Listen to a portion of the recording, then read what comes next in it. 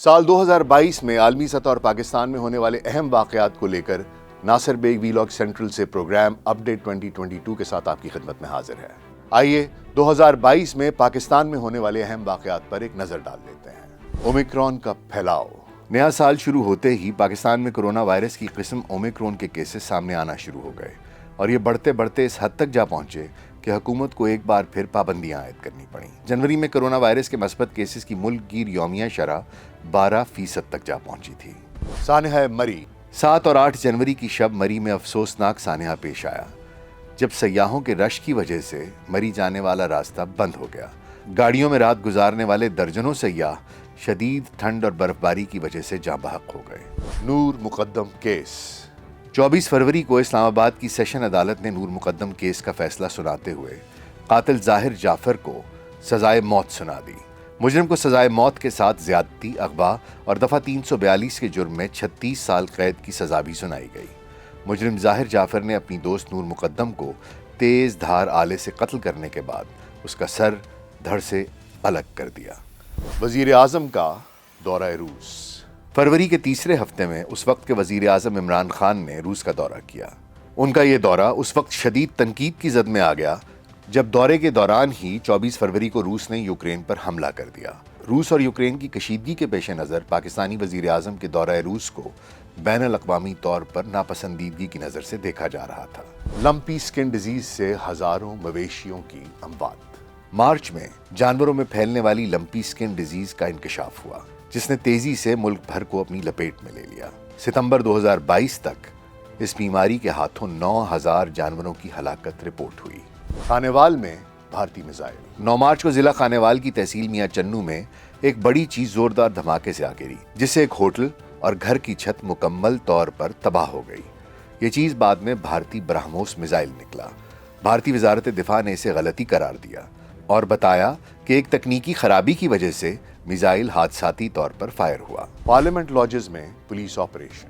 10 मार्च को जमीयत उलमाए इस्लाम फे की ज़ेली तंजीम अंसारुल इस्लाम फोर्स के 60 से ज़ायद कारकुनों के पार्लियामेंट लॉजेस में दाखिले की इत्ला पर पुलिस हरकत में आई और पुलिस और एलीट फोर्स की भारी नफरी पार्लियामेंट लॉजेस में दाखिल हो गई।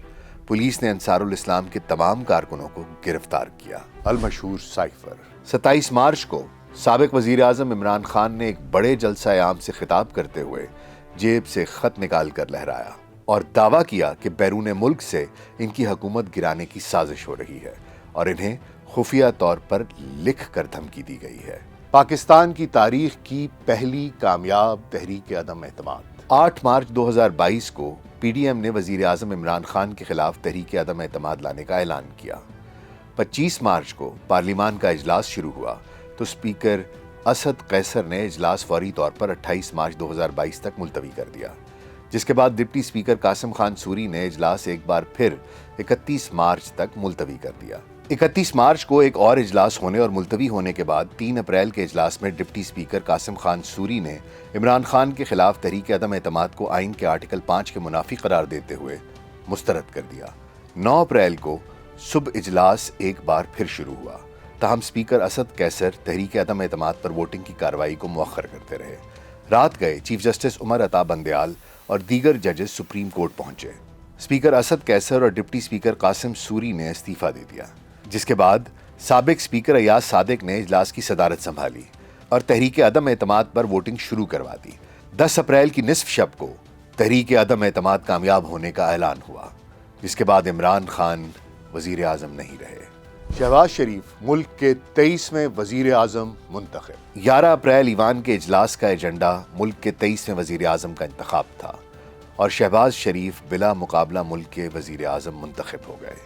इसी रात उन्होंने ऐवान सदर में अपने ओहदे का हल्फ उठाया। दुआ ज़हरा लापता। 16 अप्रैल को कराची से एक बच्ची दुआ ज़हरा के लापता होने का मामला सामने आया, जिसने बाद में कई मोड़ लिए। बाद में दुआ ज़हरा ने मंजर आम पर आकर अपनी मर्जी से पंजाब से ताल्लुक रखने वाले नौजवान से शादी का ऐलान किया। प्रियंका कुमारा कत्ल केस। 18 अप्रैल को सियालकोट में तौहीन मजहब का इल्जाम लगने के बाद हुजूम के हाथों कत्ल होने वाले श्रीलंकन शहरी प्रियंका कुमारा के कातलों को सजाए मौत सुना दी गई। जामिया कराची में चीनी असातिज़ा पर खुदकुश हमला। 26 अप्रैल को جامعہ کراچی کے اندر چینی زبان کے مرکز کے قریب خودکش حملے میں 3 چینی اساتذہ سمیت 4 افراد جاں بحق ہوئے۔ خودکش حملہ آور ایک بلوچ خاتون تھیں۔ مہنگائی کا طوفان۔ گزشتہ سال کے دوران پاکستانی روپے کی قدر میں تاریخی کمی دیکھی گئی۔ ایک سال کے دوران امریکی ڈالر کی قیمت میں 48 روپے 38 پیسے اضافہ ہوا۔ نئی حکومت نے پٹرول کی قیمت بھی کئی گنا بڑھا دی۔ دسمبر تک پٹرول کی قیمت کم کر کے 214 روپے 80 پیسے فی لیٹر کر دی گئی۔ رواں برس سٹاک مارکیٹ میں اتار چڑھاؤ رہا، تاہم 100 انڈیکس میں مجموعی طور پر 9.85% کمی ہوئی۔ مجموعی طور پر ایک سال کے دوران انڈیکس میں 4000 سے زائد پوائنٹس کی کمی دیکھی گئی۔ بیرون ملک سے ملنے والے تحائف اور توشہ خانہ ریفرنس۔ رواں برس توشہ خانہ ہر خاص و عام کا موضوع بحث بنا رہا۔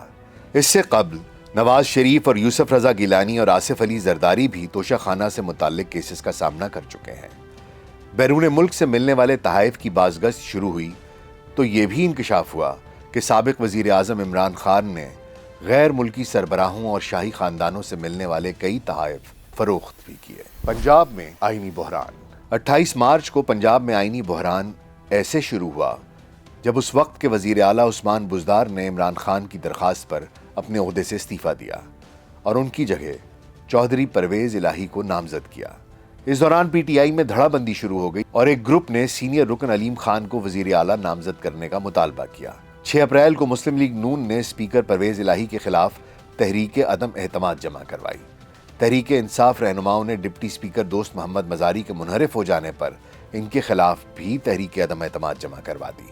16 اپریل کو اپوزیشن کے امیدوار حمزہ شہباز 197 ووٹوں کے ساتھ نئے وزیر اعلیٰ پنجاب منتخب ہوئے۔ مئی کو الیکشن کمیشن آف پاکستان نے تحریک انصاف کے منحرف ارکان کو ڈی سیٹ کر دیا۔ خالی نشستوں پر ضمنی انتخاب ہوا۔ 17 جولائی کو ایک بار پھر وزیر اعلیٰ کے انتخاب کے لیے ووٹنگ ہوئی، جس میں حمزہ شہباز نے 179 اور چودھری پرویز الہی نے 186 ووٹ لیے۔ اس دفعہ مسلم لیگ قاف کے صدر چودھری شجاعت کے خفیہ خط نے ایک اور تنازع کھڑا کیا۔ ڈپٹی اسپیکر نے پاکستان مسلم لیگ قاف کے 10 ووٹ مسترد کر دیے اور حمزہ شہباز 3 ووٹوں سے فتح یاب قرار پائے۔ 26 جولائی کو سپریم کورٹ نے ڈپٹی اسپیکر کی رولنگ کے خلاف فیصلہ دیا اور چودھری پرویز الہی کو دوبارہ وزیر اعلیٰ قرار دے دیا۔ سیلاب۔ رواں برس جولائی میں ملک بھر میں مونسون کی بارشوں کے آخری سپیل نے طوفانی صورت اختیار کر لی۔ خوفناک سیلاب نے ملک بھر کے 3.25 کروڑ افراد کو متاثر کیا۔ لاکھوں افراد بے گھر ہو کر کھلے آسمان تلے آ پہنچے۔ 1700 سے زائد اموات کے ساتھ ملک کو 3 کھرب روپے کا نقصان پہنچا، جس سے معیشت ہل کر رہ گئی۔ سارا انعام قتل کیس۔ 23 ستمبر کو قتل کی اس ہولناک واردات نے پورے ملک کو ہلا کر رکھ دیا، جب معروف صحافی ایاز امیر کے بیٹے شاہ نواز امیر نے اپنی اہلیہ سارا انعام کو بہیمانہ طریقے سے قتل کر دیا۔ ایون فیلڈ ریفرنس میں مریم نواز اور کیپٹن صفدر بری۔ 29 ستمبر کو ایون فیلڈ ریفرنس میں اسلام آباد ہائی کورٹ نے پاکستان مسلم لیگ نون کی نائب صدر مریم نواز شریف اور کیپٹن ریٹائر صفدر کو بری کر دیا۔ یہ ریفرنس اس وقت دائر کیا گیا تھا جب 2016 میں پاناما پیپرز میں اس وقت کے وزیر اعظم نواز شریف اور شریف خاندان کی بیرون ملک جائیدادوں کی تفصیلات منظر عام پر آئیں۔ ضمنی انتخابات میں عمران خان 7 نشستوں پر خود امیدوار، 6 پر فتح یاب ہوئے۔ 17 اکتوبر کو قومی اسمبلی کی 8 اور صوبائی اسمبلی کی 3 نشستوں کے لیے ضمنی انتخابات کا انعقاد ہوا۔ عمران خان قومی اسمبلی کی 8 میں سے 7 نشستوں پر خود امیدوار کھڑے ہوئے اور 6 نشستوں پر کامیاب ہوئے۔ ارشد شریف قتل کیس۔ 23 اکتوبر 2022 کو سینئر صحافی ارشد شریف کی موت کی اطلاع پھیلی۔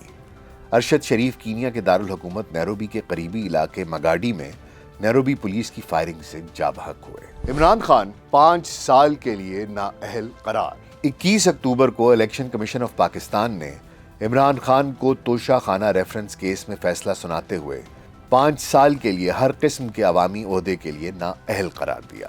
مشہور زمانہ آڈیو لیکس۔ رواں سال آڈیو اور ویڈیو لیکس کا سلسلہ جاری رہا۔ عمران خان، بشرا بی بی اور مریم نواز سمیت کئی سیاستدانوں کی آڈیوز لیک ہوئیں۔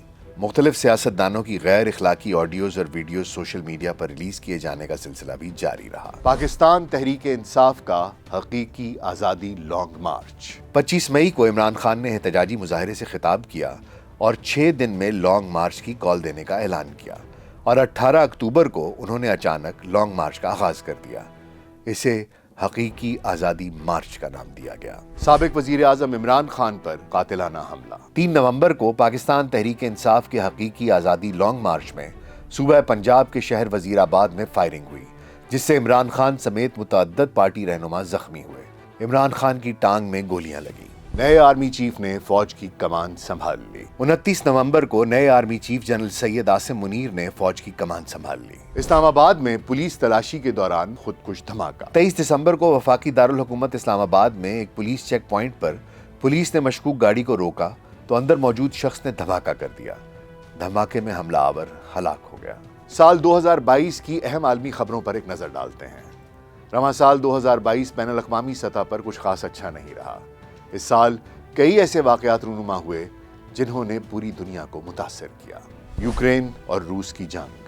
24 فروری کو روسی صدر ولادیمیر پوٹین نے یوکرین میں خصوصی آپریشن شروع کرنے کا اعلان کیا اور یوکرین پر حملہ کر دیا۔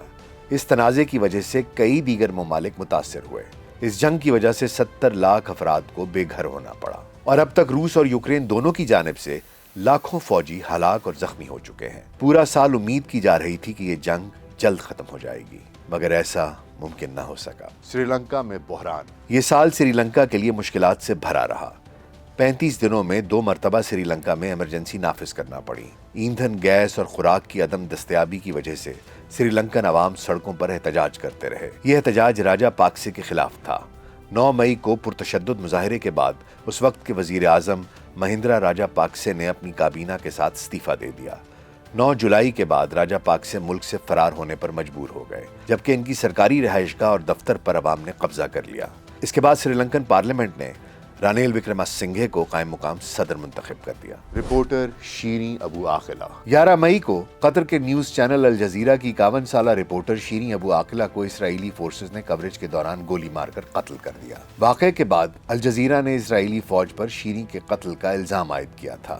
فلسطینیوں کی جانب سے بھی اسرائیل پر الزام عائد کیا گیا تھا، تاہم اسرائیل نے کہا تھا کہ الزام کا تعین نہیں ہو سکا۔ جاپان کے سابق وزیر اعظم شنزو آبے کا قتل۔ جاپان کے سابق وزیر اعظم شنزو آبے 8 جولائی کو قاتلانہ حملے میں ہلاک ہو گئے۔ 67 سالہ آبے ایک سیاسی مہم کے پروگرام میں تقریر کے دوران گولی لگنے کے بعد ہسپتال میں انتقال کر گئے۔ جاپان کے سب سے طویل عرصے تک وزیر اعظم رہنے والے شنزو آبے 2006 میں 1 سال اور پھر 2012 سے 2020 تک وزارت عظمیٰ کے عہدے پر فائز رہے، لیکن پھر وہ پیٹ کے مرض کی وجہ سے استعفیٰ دینے پر مجبور ہوئے۔ سلمان رشدی پر حملہ۔ 12 اگست 2022 کو متنازع مصنف سلمان رشدی کو چاقو کے وار کر کے زخمی کر دیا گیا۔ سلمان رشدی پر یہ حملہ ریاست نیو یارک میں ہونے والی ایک تقریب کے دوران ہوا، جہاں پر وہ خطاب کر رہے تھے کہ کس طرح امریکہ نے لکھاریوں کے لیے پناہ گاہ کے طور پر کام کیا ہے۔ اس حملے کے نتیجے میں سلمان رشدی کی ایک آنکھ کی بینائی ضائع ہو گئی اور ایک ہاتھ نے بھی کام کرنا چھوڑ دیا۔ 1988 میں سلمان رشدی کا متنازع ناول دی سیٹینک ورسز شائع ہوا تھا، جس پر مسلم دنیا میں انتہائی غم و غصے کا اظہار کیا گیا تھا۔ بہت سے مسلمانوں نے اسے توہین مذہب کے مترادف قرار دیا تھا۔ سلمان رشدی کو جان سے مارنے کی دھمکیوں کا سامنا کرنا پڑا اور اس وقت کے ایرانی رہنما آیت اللہ خمینی نے ایک فتویٰ یا فرمان جاری کیا جس میں سلمان رشدی کے قتل کا مطالبہ کیا گیا اور قتل کرنے والے کے لیے $3 ملین کا اعلان کیا گیا تھا۔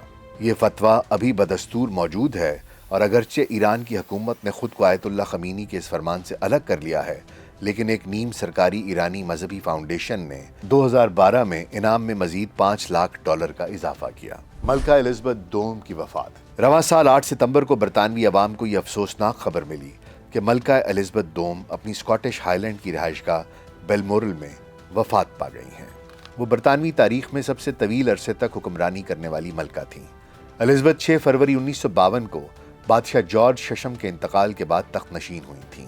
اس وقت وہ بین الاقوامی دورے پر کینیا میں تھیں، جبکہ تب کینیڈا، آسٹریلیا اور نیوزی لینڈ سمیت 1 درجن سے زائد علاقے تخت برطانیہ سے جڑے تھے۔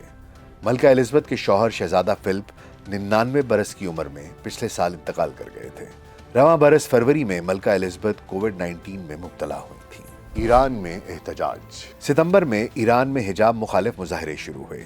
یہ معاملہ 16 ستمبر کو شروع ہوا تھا، جب 22 سالہ مہسا امینی، جن کو ایران کی اخلاقی پولیس نے حجاب کے قوانین کی خلاف ورزی پر گرفتار کیا تھا، مبینہ تشدد کے بعد کوما میں چلی گئی تھیں۔ اور 3 دن بعد ہسپتال میں دم توڑ گئی تھیں۔ خواتین کے خلاف ایران کی اخلاقی پولیس کی سخت کارروائیاں قابل ذکر رہی ہیں، خاص طور پر ان خواتین کے خلاف جن پر اسلامی لباس کی پابندی نہ کرنے کا الزام لگایا گیا ہے۔ ایران میں یہ پولیس خواتین کو مناسب حجاب نہ پہننے پر گرفتار کرتی رہی ہے۔ 1979 میں ایران میں انقلاب کے بعد سے قانون کے تحت خواتین کو اسلامی نقاب پہننا لازمی قرار دیا جا چکا ہے۔ برطانیہ کا پہلا بھارتی نژاد وزیر اعظم۔ رواں سال بھارتی نژاد رشی سونک برطانیہ کے نئے وزیر اعظم بن گئے۔ رشی سونک 7 جولائی کو سابقہ وزیر اعظم بورس جانسن کے پارٹی قیادت سے مستعفی ہونے کے بعد پارٹی قیادت کے لیے امیدوار کے طور پر کھڑے ہوئے تھے، لیکن رائے شماری میں انہیں لز ٹراس کے مقابلے میں شکست کا سامنا کرنا پڑا تھا۔ Twitter deal.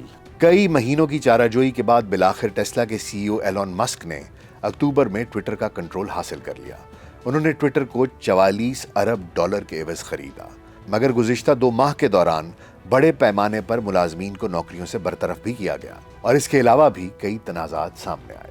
تو آئیے اب چلتے ہیں 2022 کے سپورٹس راؤنڈ اپ کی طرف۔ اس سال کرکٹ کے تینوں فارمیٹس، خاص طور پر T20 انٹرنیشنل کرکٹ میں غیر معمولی سرگرمیاں نظر آئیں۔ اس مختصر ترین فارمیٹ میں سال بھر کے دوران 521 میچ کھیلے گئے۔ اسی سال آسٹریلیا میں ICC means T20 world cup کے 8ویں ایڈیشن کا انعقاد ہوا، جس میں 16 ٹیموں نے حصہ لیا۔ فائنل میں انگلینڈ نے پاکستان کو شکست دی اور T20 چیمپئن بن گیا۔ ایشیا کپ بھی اسی سال متحدہ عرب امارات میں منعقد ہوا، جس میں 8 ٹیموں نے حصہ لیا۔ دبئی میں کھیلے گئے فائنل میں سری لنکا نے پاکستان کو ہرا کر 6ٹھی مرتبہ ایشیائی چیمپئن بننے کا اعزاز حاصل کیا۔ پاکستان کا ایک روزہ کرکٹ کا ریکارڈ بہترین رہا اور سال بھر کے دوران اسے صرف ایک ہی میچ میں شکست ہوئی، تاہم ٹیسٹ کرکٹ میں اس کی کارکردگی بے حد خراب رہی۔ پاکستان نے پورے سال کے دوران 8 ٹیسٹ میچ کھیلے اور صرف ایک ہی میچ جیت سکا۔ اس نے ہوم گراؤنڈ پر 3 ٹیسٹ میچوں کی 2 سیریز کھیلی اور دونوں ہی میں شکست کھائی۔ مارچ میں آسٹریلیا کے ہاتھوں 1-0 سے شکست ہوئی اور دسمبر میں انگلینڈ نے تینوں ٹیسٹ ہرا کر پہلی بار پاکستان کو کلین سویپ سے 2-4 کیا۔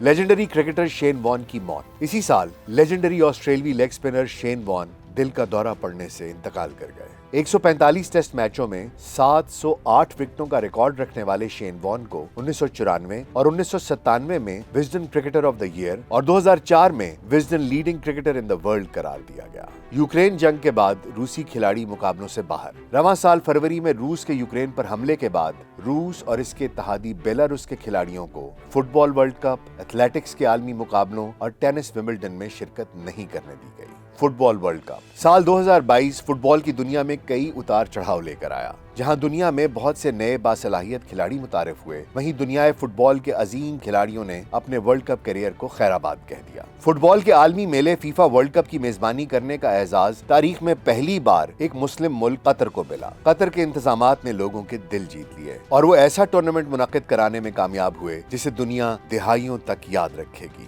لیونل میسی کی ارجنٹینا دنیائے فٹ بال کی نئی حکمران بن گئی، جبکہ میسی نے اپنے عالمی کپ کیریئر کا آخری میچ کھیلا، جس میں انہوں نے اپنے شاندار کیریئر کو عالمی کپ کی ٹرافی کے ساتھ مکمل کر دیا۔ خیر بات کہنے والے کھلاڑیوں کی فہرست میں لیونل میسی کے بعد دوسرا بڑا نام کرسٹیانو رونالڈو کا ہے۔ کرسٹیانو رونالڈو کی ٹیم پرتگال کوارٹر فائنل میں مراکش کے ہاتھوں شکست کے بعد باہر ہوئی، جبکہ ارجنٹینا کے ڈی مریا نے بھی فائنل میں گول سکور کر کے اپنے عالمی کیریئر کو خیر آباد کہہ دیا۔ ٹینس کے سپر سٹارز کی ریٹائرمنٹ۔ ٹینس کی دنیا کے 2 بہترین کھلاڑیوں نے کئی سال راج کرنے کے بعد ٹینس کو خیر آباد کہہ دیا۔ ان میں سوئٹزرلینڈ سے تعلق رکھنے والے ٹینس کے لیجنڈری کھلاڑی راجر فیڈرر اور امریکی سٹار سرینا ولیمز شامل ہیں۔ راجر فیڈرر نے اپنے کیریئر کا پہلا گرینڈ سلیم ومبلڈن 2003 جیتا تھا، جس کے بعد انہوں نے 8 Wimbledon, 6 Australian open, 5 US open اور 1 فرینچ اوپن جیتا۔ دوسری جانب 40 سالہ امریکی ٹینس سٹار سرینا ولیمز نے باقاعدہ طور پر ریٹائرمنٹ کا اعلان تو نہیں کیا، تاہم انہوں نے انڈیا ضرور دیا۔ Common wealth games. سال 2022 میں کھیلوں کے دوسرے بڑے میلے کامن ویلتھ گیمز کا انعقاد برمنگم میں ہوا۔ آسٹریلیا 66 گولڈ سمیت 178 میڈلز کے ساتھ نمبر 1 رہا۔ کامن ویلتھ گیمز 2022 میں پاکستان کے 68 ایتھلیٹس نے 12 مختلف کھیلوں میں شرکت کی۔ پاکستان نے مجموعی طور پر 8 میڈلز جیتے، جس میں نوحہ دستگیر بٹ نے ویٹ لفٹنگ اور ارشد ندیم نے جیولن تھرو میں گولڈ میڈل حاصل کیا۔ ریسلر شریف طاہر، انعام بٹ اور زمان انور نے سلور میڈلز حاصل کیے، جبکہ شاہ حسین، عنایت اللہ اور علی اسد نے برونز میڈل اپنے نام کیے۔ یہ کامن ویلتھ گیمز میں 1970 کے بعد پاکستان کی بہترین کارکردگی تھی۔ Winter Olympics. इस साल विंटर ओलंपिक्स का इनेकाद चीन के शहर बीजिंग में हुआ। ये पहला मौका था जब किसी एक शहर ने समर और विंटर ओलंपिक गेम्स की मेजबानी की है। फुटबॉलर पेले रवां साल के आखिर में दुनियाए फुटबॉल के अजीम खिलाड़ी पेले 82 बरस की उम्र में इंतकाल कर गए। पेले फुटबॉल के किंग की हैसियत से मशहूर हैं। पेले ने 92 मैचेस में ब्राजील की नुमाइंदगी की और 77 गोल किए, जबकि पेले वाहिद फुटबॉलर था जो 3 मरतबा वर्ल्ड कप जीतने का एजाज रखता था। पेले सन 1958, 1962 और 1970 में वर्ल्ड कप जीतने वाली ब्राजीलियन टीम का हिस्सा रहे। वो 1977 में रिटायर हुए। कहावत है कि हर वाकया, हर बिप्ता, हर सानेहा अपने अंदर कोई ना कोई सबक लिए होता है, और जब तक हम वो सबक सीख नहीं जाते हमारा माजी खुद को दोहराता रहता है। ये भी अज़ाब इलाही की एक शक्ल है। माजी के ये तमाम वाकयात हमें कोई ना कोई सबक सिखाना चाहते हैं। अब ये हम पर है कि हम इससे कुछ सीखें और आने वाले साल में अपनी रविश बदलें या इसके दोहराए जाने का अजाब झीलते रहें। गालिब कहते हैं, देखिए पाते हैं उशाक बुतों से क्या फैज़, एक ब्राह्मण ने कहा है कि ये साल अच्छा है। इस उम्मीद के साथ कि ये साल आपके लिए और आपके प्यारों के लिए ढेरों खुशियां और कामयाबियां लेकर आए, वीलॉग सेंट्रल से नासिर बेग को इजाज़त दीजिए। अल्लाह निगहबान।